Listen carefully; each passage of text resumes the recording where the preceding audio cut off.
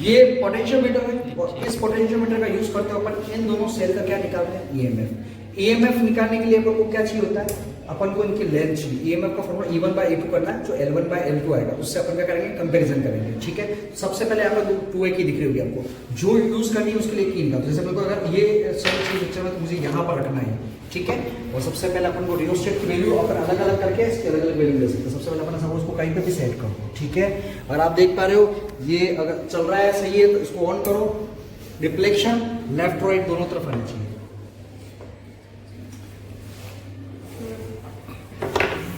ये देखो अभी ध्यान नहीं रहा तो नहीं आया, अब देखो लेफ्ट और राइट डिफ्लेक्शन आने चाहिए तो ये चल रहा है।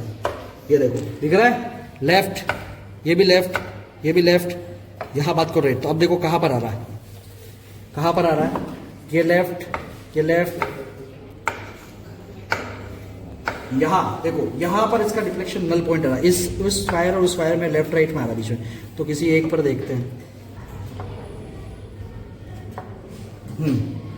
यहां पर आप देख पा रहे हो इस पॉइंट पर क्या आ रहा है, 0 आ रहा है। ठीक है, अब आप देखो कौन सा पॉइंट है, 1 2 3 4 5 और 6।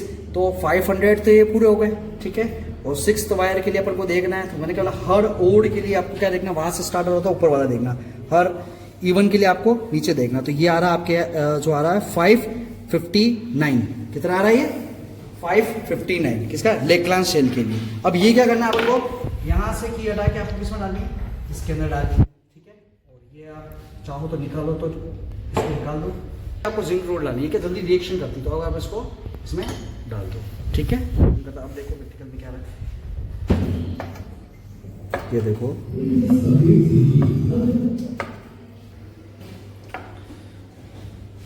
यहाँ 0 आ रहा है, ठीक है। 1 2 3 4 5, ठीक है। तो ये आपके पास में आ रहा है 536, ठीक है।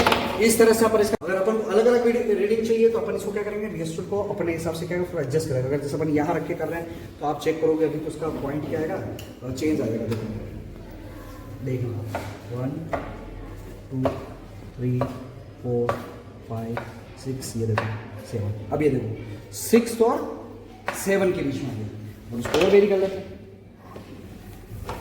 ठीक है। अब देखो 1 2 3 4 5 6 7 8 बढ़ रहा है। अब ये किसके बीच में आ रहा है, 7 8 के बीच में, ये यहां आ गया, ठीक है। अब अपन जो रीडिंग की उसकी वैल्यू चेक कर लेते हैं। तो अब अपन ने सबसे पहले क्या थी, L1 की वैल्यू आई थी अपने पास 559, L2 की वैल्यू आई थी 536। बस केवल डिवाइड करना, तो वैल्यू आंसर कितनी आई, 1.04। इस तरह से हम इस प्रैक्टिकल को क्या करते हैं, परफॉर्म करते हैं।